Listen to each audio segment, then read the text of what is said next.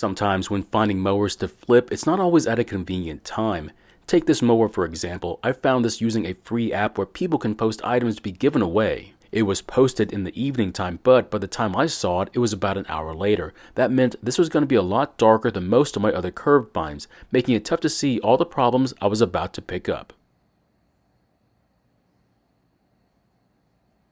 In today's video, we're going to be looking at this Murray lawnmower, and the problem is that I just picked it up and I don't know anything about it. Now, most ads will say something about its condition, however, this one didn't make any claims about it at all, but it's safe to assume by how it looks, it hasn't been used in quite some time.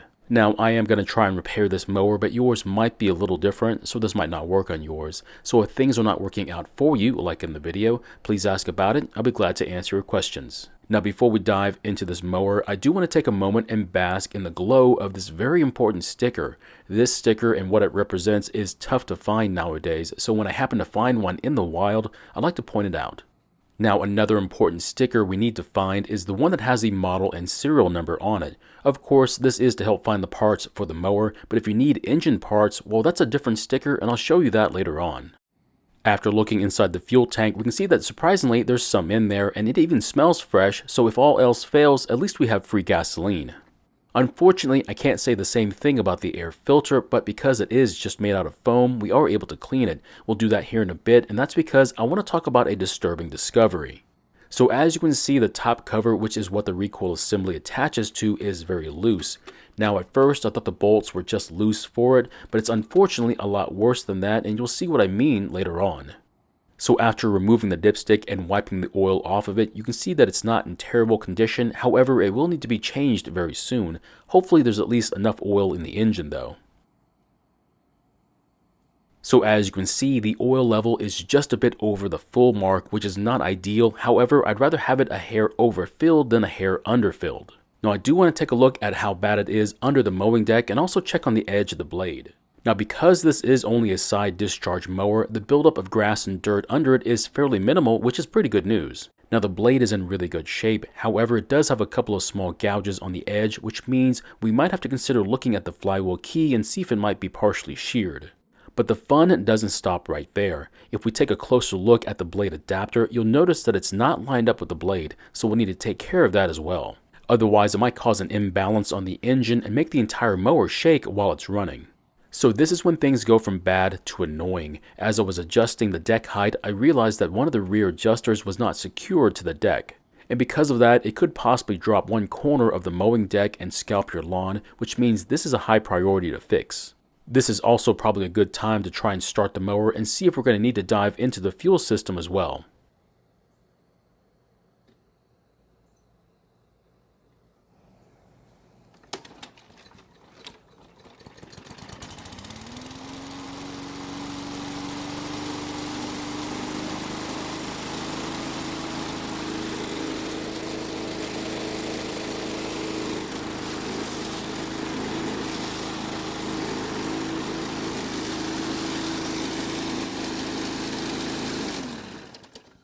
Now surprisingly, the engine started even with a very soft and easy pull on the rope, but things go from great to bad because once running, that adjuster simply will not stay in one position, making the handlebar loose and difficult to control the mower. Secondly, with the cover as loose as it is, pulling on the rope almost feels like you're about to tear off the top of the engine. The mower is also shaking quite a bit, and more than likely that's because of how the blade is misaligned on the adapter.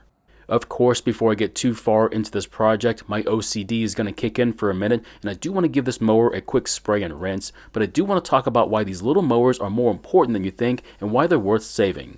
Oh, and this is the part where I show you how to find the information you're going to need to get parts for this engine.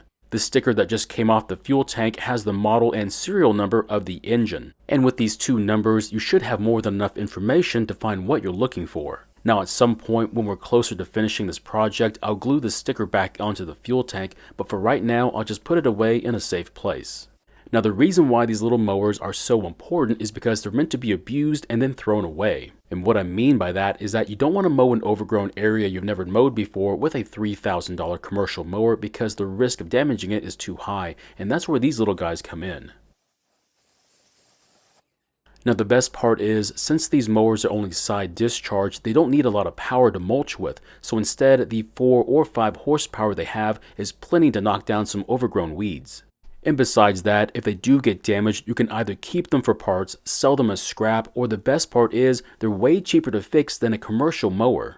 And since they have fairly small engines in comparison to other mowers, they don't use a lot of gasoline either. I know that most consumers don't seem to really care about fuel economy when it comes to mowers, but if you ever had to refuel more than once while using your mower, you'll know how annoying it can be.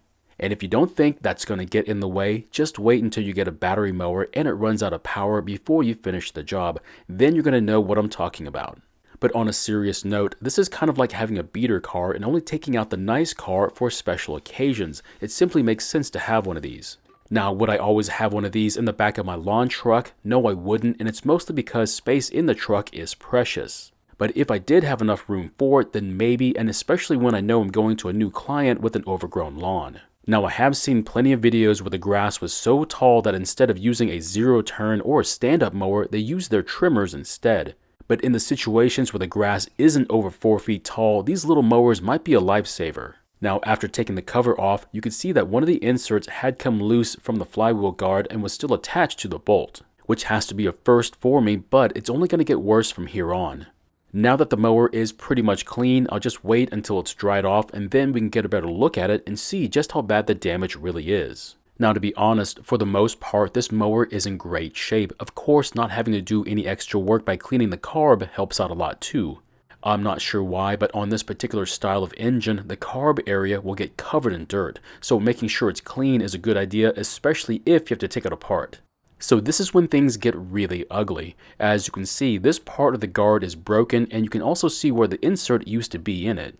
It's really sad to say this, but this is not the worst of the damage, and there's quite a bit more to see. But we'll get a better look at it here in a bit. Until then, I want to remove the starter cup and inspect the flywheel key for any damage.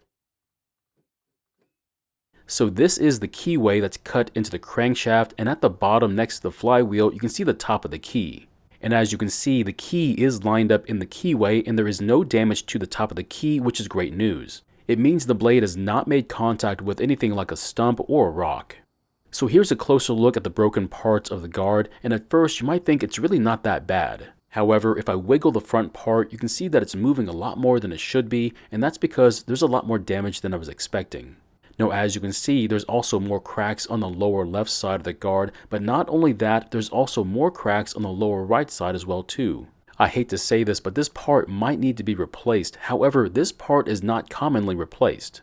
So they are fairly expensive, and depending upon where you order it, might even be on back order. Unfortunately, I'm going to have to take some time to think about my choices about that flywheel guard, but while I'm making my mind up, I'm going to try and fix that wheel adjuster. So as you can see on this good side, there are supposed to be 2 bolts that hold the adjuster in place, which means all we need to do is get some new bolts and replace the ones that are missing on the other side. So here's the bad side, and you're supposed to be able to see the threads for the bolts, but since they're gone, there's nothing to see. Now, instead of buying the OEM style bolts, which would have been about $7 for the pair, I instead went down to the hardware store and paid a fraction of that price. I did, however, make a terrible mistake. The bolts I got were just a little bit too long, and even though one of them was okay, the other one was hitting the arm for the adjuster.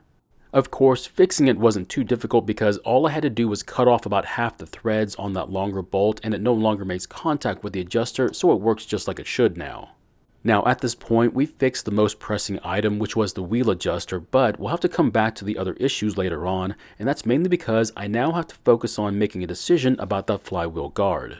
So why am I mulling over this whole situation? Well, first off, this mower is not worth all that much when it's running. That means having to buy a $35 guard will cut into the profits by a huge amount. So what are my other options then? Well, I guess I could weld the broken bits back together, including the insert, and that should last for quite some time. However, we need to figure out what caused the guard to break in the first place, along with those missing bolts. Now, if you've been paying any attention, you'll already know the answer to that question, and it's the blade. Which means if we don't get the blade situation fixed, the same thing will happen again to the new guard as well. So once we figure that out, we'll then decide on what to do about that guard. However, if the cost for the blade costs even more, I won't have much of a choice for the guard then.